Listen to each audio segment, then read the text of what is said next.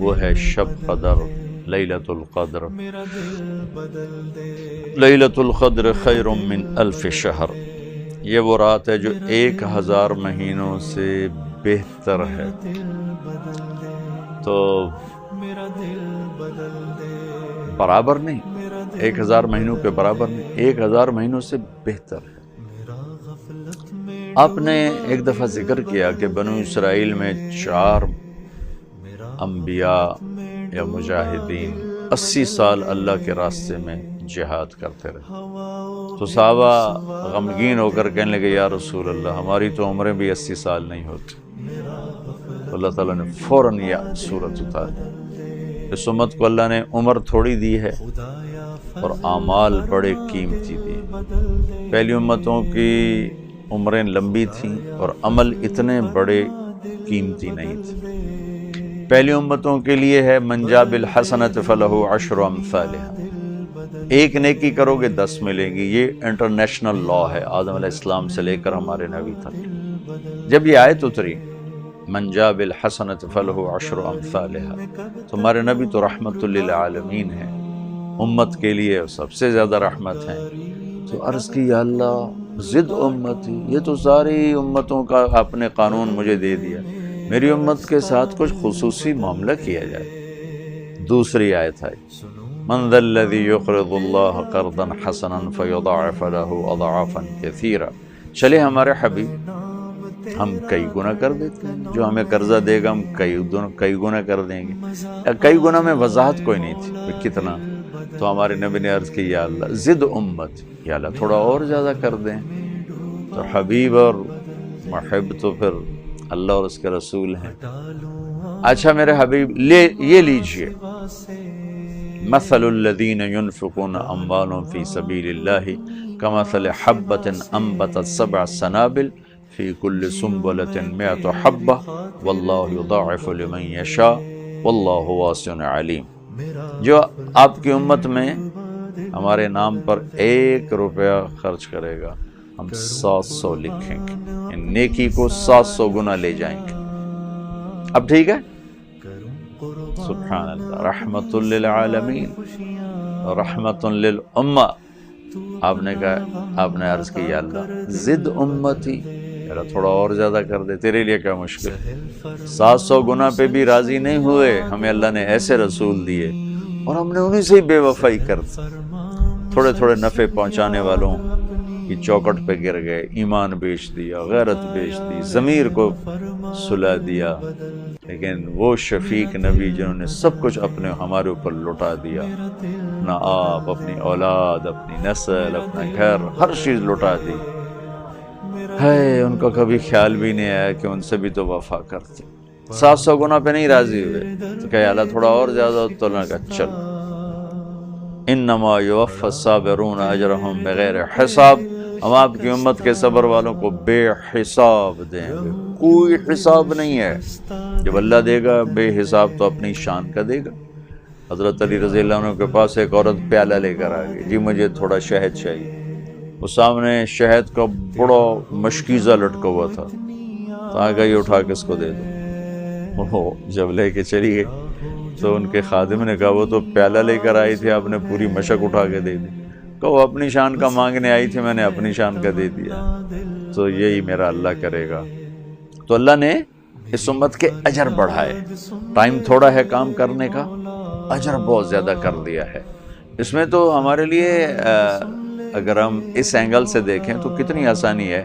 ایک مزدور کام تھوڑا کرے اور اس کی اجرت زیادہ لے تو دوسرے کہیں گے تو اسے یہ رہے کہ چکر ہے 2 گھنٹے کام کرتا ہے 2000 لے جاندہ ہے، اسی 12 گھنٹے کام کرنا ہے سانو 500 ملتا ہے۔ تو یہ جو تھوڑے کام میں زیادہ لے کے جا رہا ہے یہ تو بڑا خوش ہو گیا، میرا تھوڑے ٹائم میں میرا کام بن گیا۔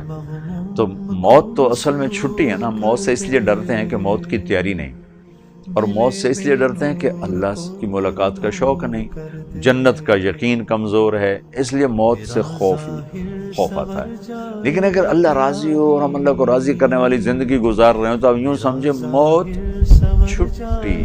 جیسے وہ آخری گھنٹی بجتی ہے تو بچے ایک دم چھلانگے لگاتے ہوئے باہر نکلتے ہیں، وہ مجھے پڑھنے کا شوق تو ہوتا نہیں تھا، ماں باپ نے دھکا دیا ہوا تھا، تو میں آخری گھنٹی پہ کان لگائے رکھتا تھا۔ ہمارے سینٹرل ماڈل اسکول کا بابا خوشی محمد ہوتا تھا، وہ جب آخری گھنٹہ وہ مارتا تھا نا، اس پر وہ گھنٹی لگی ہوتی تھی، اس پر آ کر وہ ایسے ہتھوڑا مارتا تھا لکڑی کا، ٹن، تو میں نعرہ لگاتا چھٹی، کیونکہ میں تو انتظار کر رہا ہوتا تھا، مجھے نہیں پتا ٹیچر کیا کہہ رہا ہے، لڑکے کیا لکھ رہے ہیں، میرے کان لگے ہوتے تھے کہ چاچا خوشی ہے، گھنٹہ کس لیے بجاونا ہے، وہ یا ٹن ہوتے میں لے چھٹی ہو گئی۔ اگر اللہ ہم سے راضی ہے نا تو موت چھٹی ہے، اور اللہ کی ملاقات ہے، اللہ کے نبی کی ملاقات ہے۔ اللہ میں ایسی زندگی نصیب فرما دے، ٹائم تھوڑا اجر زیادہ، پہلی امتوں کا ٹائم بہت زیادہ، اجر بہت تھوڑا، 200 سال کی زندگی اجر تھوڑا، یہاں 80 سال کی زندگی، 50 60 70 سال کی زندگی بے حساب اللہ تعالیٰ نصیب فرما رہے ہیں۔ یہ بھی ہمیں اپنے نبی کی طفیل شب قدر ملی، لیلۃ القدر، ایک رات 80 سال کی عبادت سے بہتر۔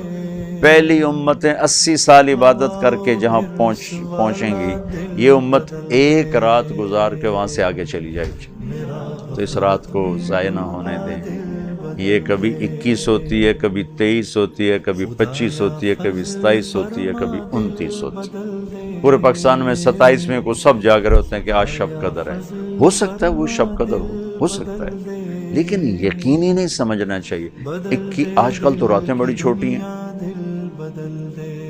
ہم تراویح سے فارغ ہوتے ہوتے ہمیں 11 بج جاتے ہیں، اور 2:30 بجے سحری شروع ہو جاتی ہے، تو بیچ میں تو ٹائم 2-3 گھنٹے کا ہے۔ تو اگر ہم سارے یہ جاگ لیں، اور ہماری نوجوان نسل تو آج کل ویسی راتوں کو جاگتے ہیں، یہ رات کو جاگ لیں، تھوڑے سے نفل پڑھ لیں، تھوڑے سے قرآن پڑھ لیں، تھوڑا سا ذکر کر لیں، تھوڑی سی دعا مانگ لیں، اور ساری رات ان کی قیمتی بن جائے گی۔ یہ 5 راتیں اگر آپ جاگ لیں، 21 23 25 27 29، ان میں سے ایک رات ضرور شب قدر ہے، وہ ایک رات آپ کے لیے 1000 مہینوں سے بہتر ہے۔ میں جب 3 چلے لگا رہا تھا 1971 میں، تو رمضان آ گیا، ہم پیدل چل رہے تھے ادھر بارڈر کی طرف، قصور سے آگے، مجھے شوق ہوا کہ شب قدر مل جائے مجھے، شب قدر۔ میں نے پہلے رمضان سے مانگنا شروع کیا، اللہ میں پیدل سفر کر رہا ہوں، یہ 5 راتیں مجھ سے نہیں جاگا جائے گا، جس رات وہ آنی ہے نا مجھے تو اٹھا دینا، تیری بڑی مہربانی۔ تو ایک گاؤں تھا راجوال کے قریب، راجوال ایک اڈا آتا ہے قصور سے دیپال پر جاتے ہوئے، اس سے اندر کی طرف 8-10 میل ہم ایک گاؤں میں تھے۔ تو اس پورے علاقے میں ہمیں بڑی گالیاں پڑی، اوے وابی آ گئے، اوے نبی دے گستاخ آ گئے، اوے انہاں نو کٹ دے، اوے کافر نے، اوے انہاں دی گل نہ سنو، ہر جگہ بڑے عجیب و غریب معاملے دیکھے۔ تو میں رات سویا ہوا تھا، دسمبر میں رمضان تھا، ٹھیک 12 بجے کسی نے میری رضائی اوپر سے کھینچی اور مجھے اٹھا کے بٹھا دیا، میں یوں ہو کے بیٹھا، رضائی وہ گئی، میں ایسے، میں نے کیا اٹھایا، میں ادھر دیکھا سارے سوئے پڑے، میں کہ میرے ساتھ کیا ہوا ہے، مجھے کس نے اٹھا دیا، کوئی بھی نہیں۔ میں نے پھر رضائی اوپر لی اور لیٹ گیا، جو میں نے سرانے پہ سر رکھا، مجھے یاد آج تو 21 کی رات ہے، تو مجھے کرنٹ لگا، میں اٹھ کے کھڑا ہوا تو سامنے گھڑی پہ 12 بج رہے تھے۔ تو مجھے نہیں پتا کہ وہ شب قدر تھی یا میری وہ دعا کی قبولیت تھی، لیکن جو میں پچھلے دنوں مانگتا چلا آیا کہ یا اللہ مجھے بس شب قدر میں اٹھا دینا، 5 راتیں نہیں اٹھا جاتا، پیدل سفر ہے، روزہ ہے، اور آگے لوگ بھی ہے، ایسے بھائی مل رہے ہیں کہ مسجدوں سے دھکے دے کے نکال رہے ہیں۔ تو وہ میرے ساتھ یہ ہوا، واللہ عالم وہ تھی نہیں تھی، یہ میرا کوئی دعویٰ نہیں ہے، لیکن میں یہ ضرور واضح کرنا چاہتا ہوں، کبھی 21، کبھی 23، کبھی 25، کبھی 27، کبھی 29، بلکہ بعض علماء یہ کہتے ہیں کہ ان 10 راتوں میں کوئی ایک رات ہوتی ہے، بعض کا یہ بھی کہنا ہے۔ ہمارے نبی پاک صلی اللہ علیہ وسلم ہمیشہ یہ 10 دن اعتکاف میں بیٹھتے تھے، ساری زندگی اعتکاف، 1 سال اعتکاف نہیں بیٹھے کسی وجہ سے، تو شوال میں اس کی قضا دی، شوال میں 10 دن کے لیے بیٹھے، اور عام دنوں میں جب آپ تہجد میں اٹھتے تھے تو خاموشی سے اٹھتے تھے، لیکن جب رمضان آتا تھا اور آخری عشرہ تو اپنے گھر والوں کو بھی اٹھاتے تھے، اپنے گھر والوں کو بھی سر اٹھاتے تھے اور بالکل اللہ کی طرف یکسو ہو جاتے تھے۔ تو اگر آپ 10 راتیں جاگ لیں، اعتکاف میں بیٹھ جائیں، آپ کے لیے بہت بڑی نعمت ہے۔ اعتکاف میں نہیں بیٹھ سکے، 10 راتیں نہیں جاگ سکے، یہ 5 راتیں جاگ لیں اور اس میں نفل پڑھیں، قرآن پڑھیں، تلاوت کریں، تسبیح پڑھیں، دعا مانگیں۔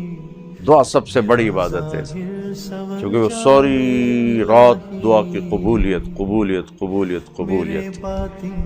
بس 4 آدمی ہیں جو اس رات کی نعمت سے محروم رہتے ہیں۔ جبریل نیچے اترتے ہیں زمین پر فرشتوں کو لے کر اور پوری دنیا میں پھیل جاتے ہیں، جہاں جہاں شب قدر میں جاگنے والے دعائیں کہہ کر وہ آمین کہتے ہیں۔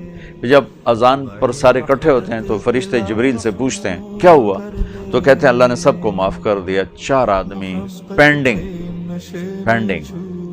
یہ نہیں کہ ان کو معاف نہیں کیا، مؤخر کیا ہے کہ یہ 4 آدمی ہیں، یہ 4 کام کرتے ہیں، یہ ختم کر دیں گے، ہم معاف کر دیں گے۔ تو انہوں نے کہا جی کون کون؟ کہا ایک شراب کا پینے والا، مستقل شراب کا عادی، شب قدر میں نہیں کیس کھلتا اس کی، ایک ماں باپ کا نافرمان، ماں باپ کا نافرمان۔ ابھی تھوڑی دیر پہلے میں نے خط پڑھا، ایک ماں نے مجھے خط لکھا کہ میرے 2 بچوں سے میری جان چھوڑا دو، ان کے لیے انہوں نے مجھے ذلیل کر دیا ہے، میں چاہتا ہوں میری ان سے جان چھوٹ جائے۔ یعنی وہ ان کی موت کی تمنا کر رہی، جوان بیٹے موت کی تمنا کر رہی ہے ماں ہو کر، کہ انہوں نے ماں کو اس قدر تنگ کیا ہوا ہے کہ ماں جیسی شخصیت اور ہستی کا سینہ اور کلیجہ انہوں نے چیر کے رکھ دیا۔ تو فرمایا ایک ماں باپ کا نافرمان بخشش۔